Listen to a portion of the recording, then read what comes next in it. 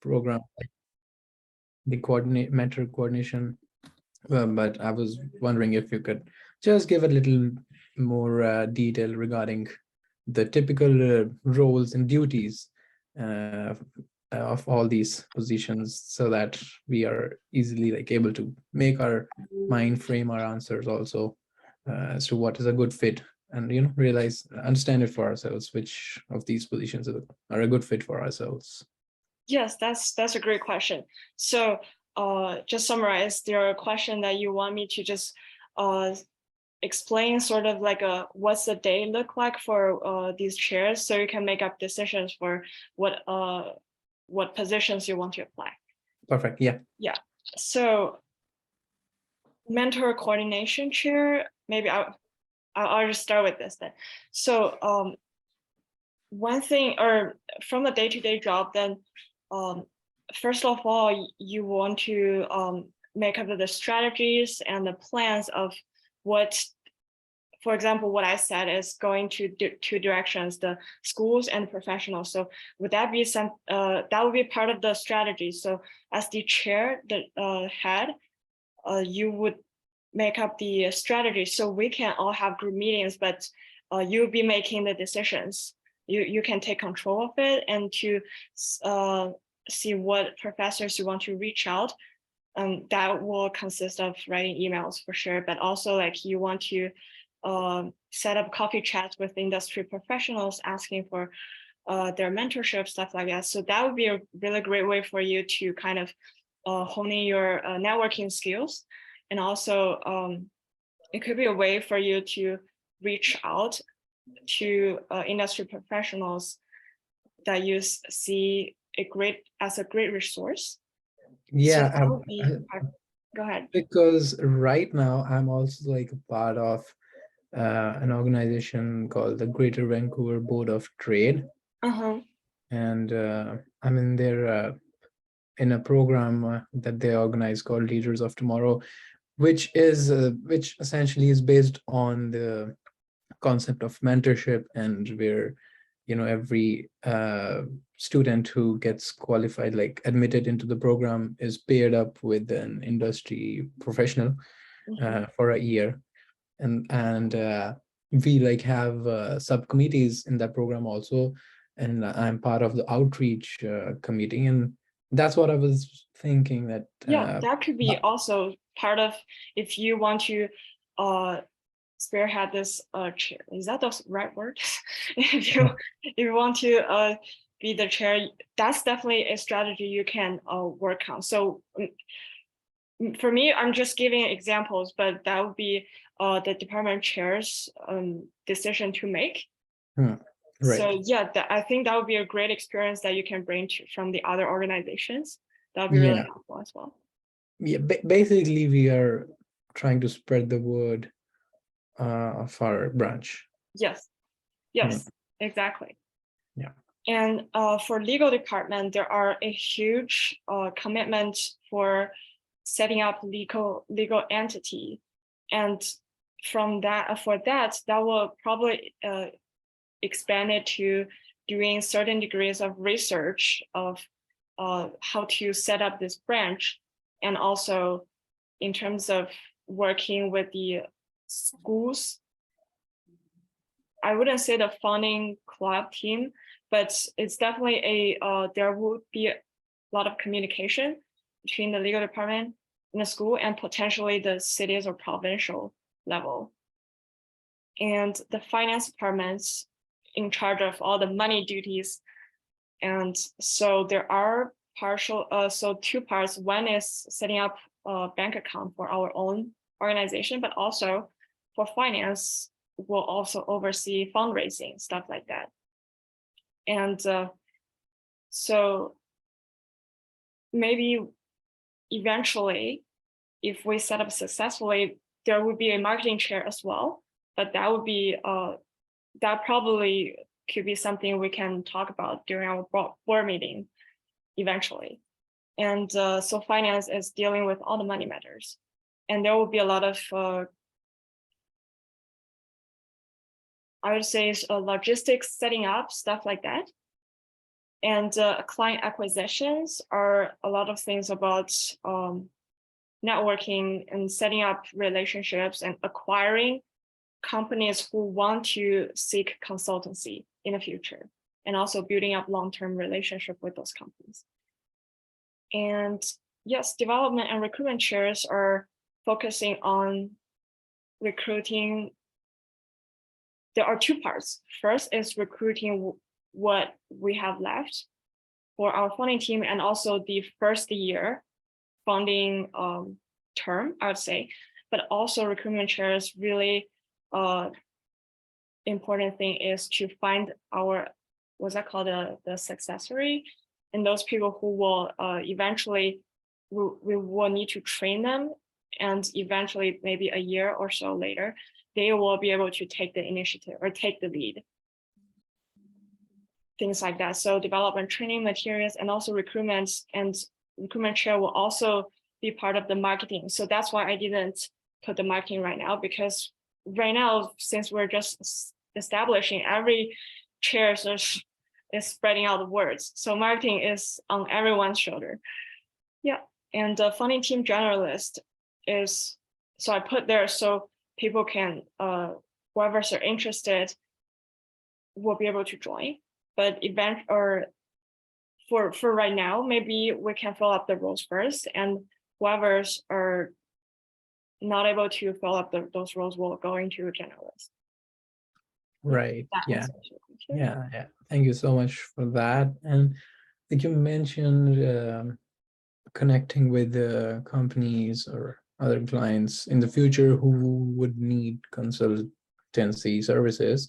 Mm-hmm. Like, do you have any prior projects, consultancy projects of 180DC in mind, so that we can get an idea of the kind of areas or work that they have done, so that, you know, we know, we understand what's the core competency of the company? Yeah, so that's a really great question. Oh, you guys are asking all those great questions. Yeah, so if we go back to the kind of a short intro. So mostly when ADDCs are focusing on nonprofits and social enterprises, that means there are a huge amount of not-for-profit organizations. For example, like, I wouldn't say the actual name, but there are organizations about like child safety, mm-hmm. or animal rescue, mm-hmm. and maybe like energy, green energy, those kind of things. And those are not-for-profits, and they're looking for solutions of their basically any questions. Mm-hmm. For example, if their fundraising is not going well recent years, what caused it, or things like that, or a question about there are a lot of maybe turnovers and many people drop their nonprofit. Is that because there's something wrong with it, or is it because people are not, like, they're not going to the direction that people want? Things like that. So they might have all different kinds of questions, and they will seek consultancy from us, and also social enterprises as well. And also there would be companies that for profits, but they are doing a lot of costs. I wouldn't say cost marketing, because that's just for marketing, but they have causes, and so we're also open to those companies as well. Right. Yeah, that makes sense. That gives a good idea. Yeah. Okay. Got it. Thank you for that. Yeah, no problem. That's great questions as well. Yeah. And any other questions? I have one. Yeah. Sure.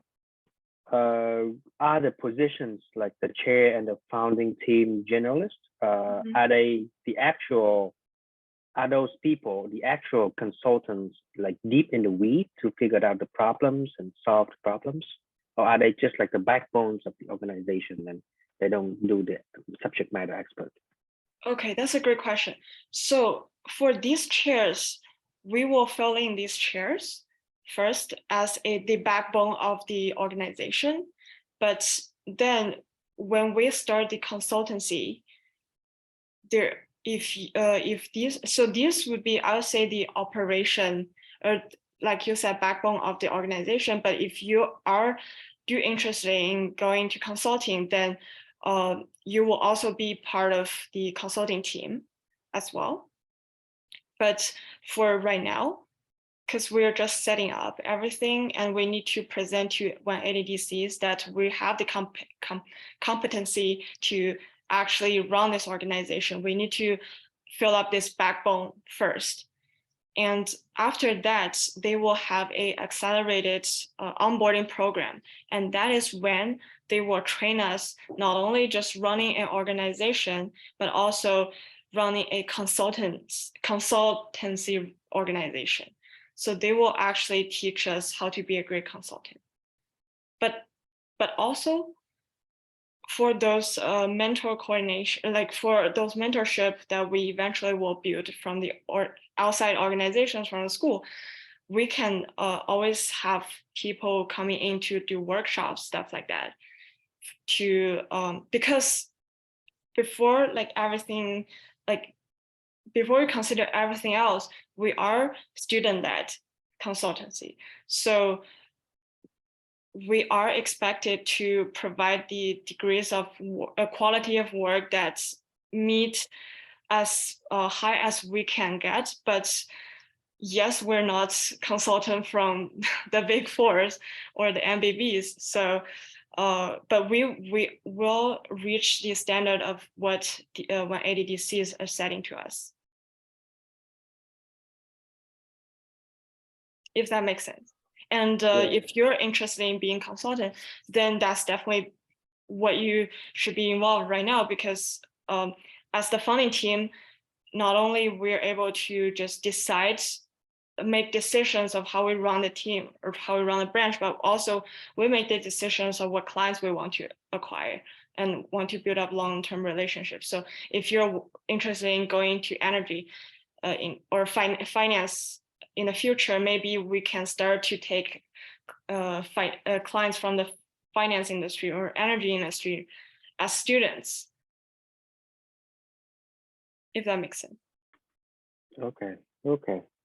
Yeah.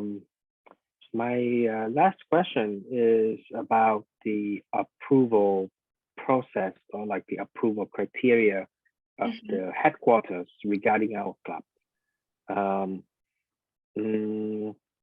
So I imagine that we will present to the headquarters our team with defined roles and people in each role, and then come up with like a proposal for them to either reject or accept.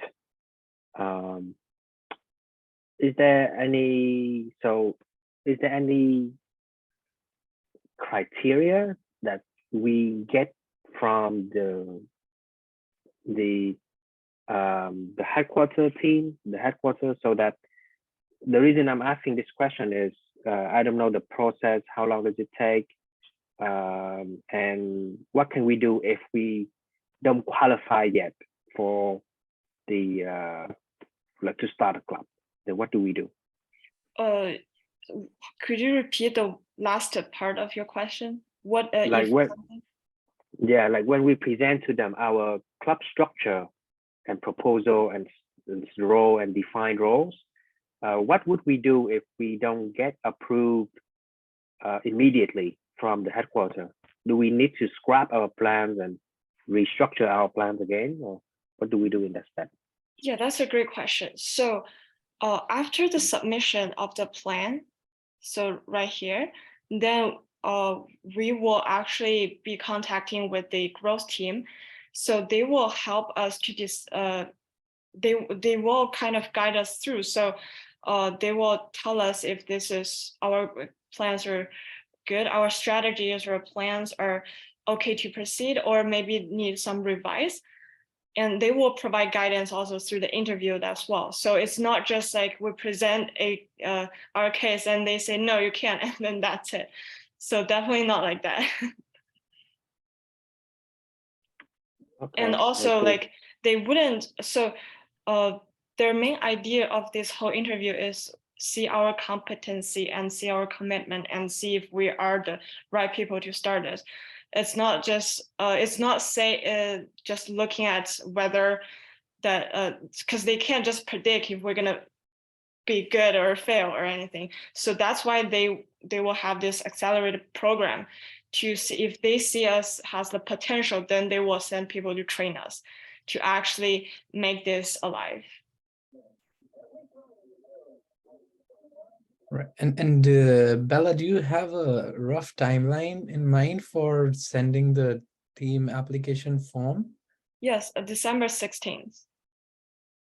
December 16th or November? No, sorry, Like, November 16th. I mean, that's for the team application form, right? I thought that was for the individual. No, that I'm so That's sorry. the team application? So right now we are here November 5th, I think. Yeah. November 5th. So between this and next week, we will have the whole founding team set up now. Set up. Okay. Yeah, because it's actually because like even just from my past experience, if we have a longer timeline, then people start to like forget about it or like drop out things. So make everything compact. We will have all the chairs set up, the founding team set up within these 2 weeks. So next Wednesday, we will have the first team board meeting. And so, but it's tentative. So next week, it depends on like if all of our team members can meet at one certain time. But definitely next Wednesday, around the day before or day after. And we will have, during the board meeting, we will go through all their application requirements and what strategies, what departments we need to plan out. Because during for their branch application, they do have questions regarding like how you want to fund the entity, how you want to associate with the school, how you want to acquire clients, these kind of questions. So after the founding team meeting, we will be able to kind of get the whole strategy plans ready, and we will each write our proposals for just the one section. And that's also, so during that time, November 9th to 15th, that's also the time that, because each of us will have proposals or strategies for our own departments, that means we will also like start doing something with it. So for example, if you're onto the client or coordination part, then maybe you want to start reaching out to people already. So because the application, we also want to showcase that we are taking the initiative. We're not just waiting for you guys to like onboard us. We're taking the initiative to actually setting things up. So this application down here, that is the application, the final formal application we send as a team to 180DC. And that is why I put it here that this is the last time you can join or you can drop, because this application will have our name, our LinkedIn, everything on it. And after we send in, you're binded. You're locked. Yeah, you're locked. Yeah, that sounds good. And like, do you have any rough idea as to when can we expect for the interview from the 180DC growth team? Yeah, so after we submit the application. That's a good question. So they say that it takes probably 2 to 3 weeks, but I want to make the note that we're heading to Christmas holidays. So I'm not sure how long do they take for the whole thing to be working out. Maybe after we submit the next few days, they will screen out everything, but maybe it takes them for the holiday. We don't know. Yeah, the only reason I'm asking this is because we are also heading towards, the final half of our semester. Then we'll have all the final submissions for the assignments and the final exams coming up. So just wanted to know if we don't hopefully have a clash with our commitments at a college too. Yes, and also I want to make the note that the interview for our team, we definitely can negotiate the time. So we're definitely not going to pull you out from your final to make an interview. So that's definitely a negotiable between our team, within our team, and also with the growth team as well. Yeah, right. And like, can we also somehow like get access to people working in like similar roles at, for example, somebody working for at the UBC. client acquisition team in UBC, and the kind of work that they have done, so that we can get a reference. Okay, this is how we can also set up, and this is how a person occupying this role should operate. Yeah, I think, that's definitely a great strategy. Like, see, you've already think about all this. Yeah. So that's definitely something that you I would say that it would be really helpful. That's actually what I thought as well. I haven't been having time to like reach out to do that. So yes, that's why finding a team with everyone's doing certain parts is really important, because nobody can do it all by themselves.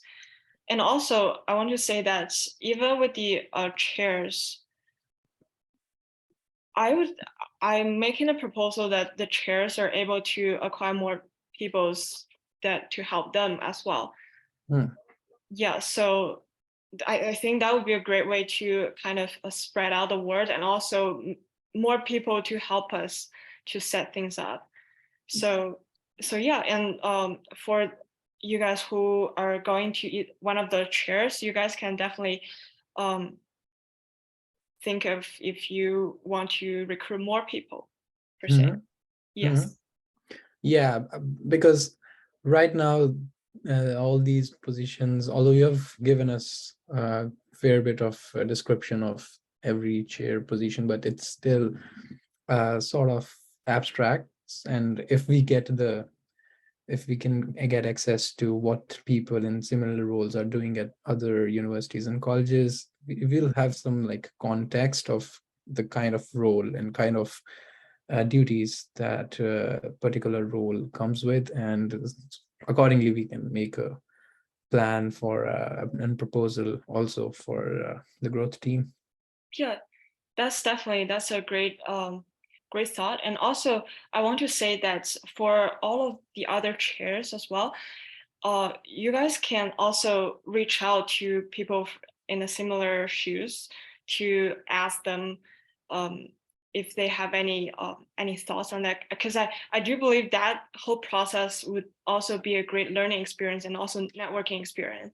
Because what would I think that would be the best opportunities if you reach out to a network or person you want to network with questions, and with specific questions that can actually make a change or make an impact. I think that's when those people would actually agree to come and help, or talk about their experience as well. Yeah, do you have any like contact points right now of 180DC members in UBC or someplace else throughout the world we can connect with? I can share their LinkedIn profile later. For sure. Thank you. Thank you so much. Yeah, and also just for if you guys want to do like back-end research, you can just search on LinkedIn 180DC and then narrow down the research to the UBC or other or college universities per se. Yeah. Sure. Cool. Awesome. Any other questions? Actually, I don't have a question, but thanks for bringing this to us. This is a really great opportunity to have some hands-on experience on building something from the ground. And there's a really great opportunity for the city and for us to do something good and build something which may last maybe tens of years. Yes, exactly. And many people can benefit from this. And I personally also believe this is a great time to help Vancouver right now, because some parts of dying Yeah, some hundred parts are thousands. dying. Yeah, some parts of Vancouver is dying actually. Hundreds of new people coming in Vancouver every year, and they are really new to here, and most of the people doesn't know what to do, even as a student or even as an immigrant or even as a family member. They are really like a fish just came out of the ocean. So there are lots of people need help. Yes. And most of them are really ashamed to ask for help. I totally agree. I think that's really, I think that's a really great speech that you just, and yeah, except this, I think those are the easiest part. Building some financial department or other departments, these are the easier part. I think the hardest part will be bringing some ideas and providing some commitment to do that. yes. Yeah, this is the real job. Especially, especially as Sid said, I think that will be very helpful. We can get some help from the people who already done this. And I actually think 180 DC will also provide some guidelines for us how to build these departments. And specifically for the legal department, I think UBC branch will be very helpful because we entitled the same rules and same laws. At that point, copying theirs or getting some help from them will very help to us, especially in the legal department, because that's the most tricky part. Yes, for sure. Yeah. I think that's really important as well, because we do actually need to set up like legal binding contract, eventually with the clients and also with all these schools involved. Yeah. For the legal and financial departments, you are tied to a lot of entity out of your own branch or your own community, like 180 DC. But for the others, it's totally up to you. For the others department, it's totally up to you how you want to run your branch. You can be very different from other branches, like giving yourself some other duties or deciding what you want to do or fundraising some other stuff. Yes. Yeah. Totally agree. So I'm calling to everyone who are interested, please apply to legal department and finance department. Those are like the backbone of the backbones of our organization. Yeah. I can apply for the finance department. You could? Okay. Yeah. That's good. Yes. So that's great questions from all of you guys. I thank you so much. And any other questions?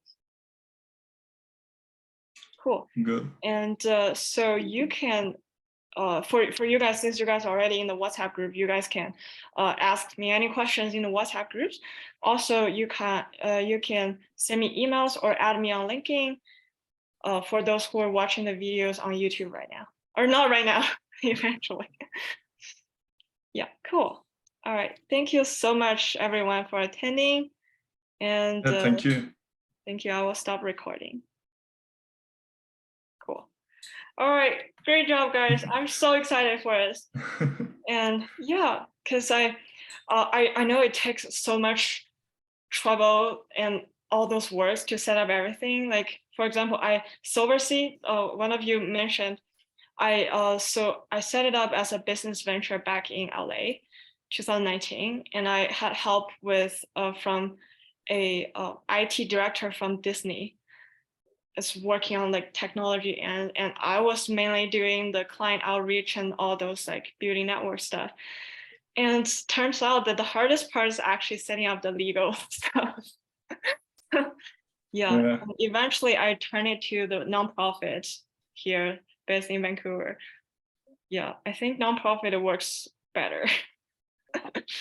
So yeah, there's lesser pressure in nonprofits. Yeah, for sure. Yeah, because you don't need to report to any stakeholders if you're not running, if you're running a deficit. Yeah, the sharks are not in the pond. Yeah, cool. All right, great chat. But people like to do some audits for the fundraising stuff or nonprofit organizations in in Canada. They like to do that because Like to do there are that. lots of money laundering Yes, yes. Yeah. in That's this the thing. fundraising. Uh, Yeah. Yeah, but Well, we definitely need someone knows the legal parts to set up that department. That's really important, as you said. Yeah. yeah, and so with that being said, like if you guys have known anyone that have an interest in like as a law student or like that, definitely spread out the words. Because I think that's really important. I feel like we definitely need someone to actually dedicate to that department. Yeah, that's right. All right, thank you guys. Thank you. Have a great rest of your weekend. thank you, everybody. Bye.